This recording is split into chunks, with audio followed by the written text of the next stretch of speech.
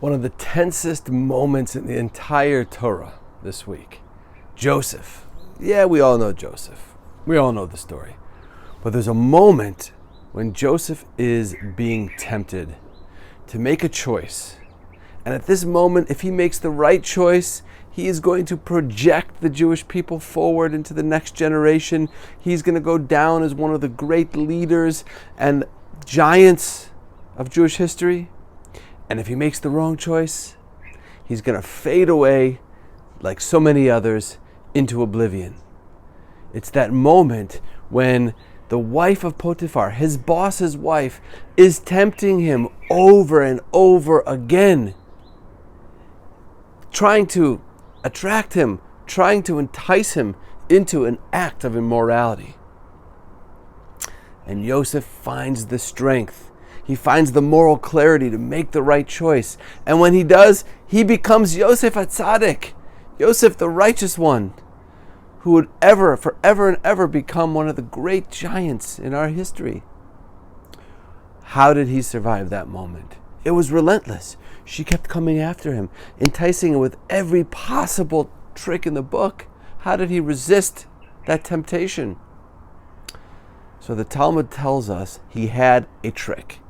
He had a special method that he used to resist the overwhelming temptation of his boss's wife over and over again.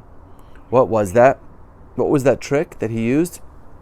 He had the ability to conjure up in his mind the image of his father, his righteous father, his holy father Jacob, who he looked up to so much, who he had so much respect for, who he would never want to let down. And he would picture his father Jacob sitting right there with him at that moment of temptation. And then how was it possible? There's no way that he could engage in this act of immorality when his father Jacob is sitting right there with him, watching him, coaching him, encouraging him to make the right choice. That's a method that is recommended for anyone who faces challenges in life. Think about somebody who inspires you. Think about someone who's been a role model to you your whole life. A parent, a grandparent, a teacher, a coach, somebody who you would never want to let down morally and ethically. Somebody who you would be so embarrassed to do the wrong thing in front of, and carry that person with you into those situations of moral challenge that we all face all the time. And imagine he's watching you or she's watching you, and she's saying, come on, you can do the right thing here. This is a critical moment. This is a moment of your life where you're being tested to decide who you are and what you're made of. That was the technique that Joseph used, and it's a technique that we can all use to get through those challenging situations. But I want to add something to that, another angle on this whole concept. We also have to think to ourselves, am I the type of person? Am I making the types of choices in my life? Am I doing the things in my life for the people that I am meant to be a role model for? For my children, for my grandchildren, for my students? Am I making the type of choices? Am I living up to the standard that I can be the person that my children will carry with them into their challenging, morally compromising situations where they're going to have to make choices between right and wrong? Will they conjure up my image?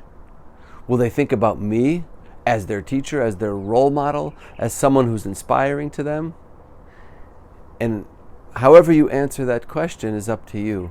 But we have to do the types of things and be the type of people that we know, so that we have confidence that our children and our grandchildren will always carry with them throughout their entire lives as being great, giant moral figures who they can look up to, spiritual role models, moral role models that they will learn from and take strength from their entire lives.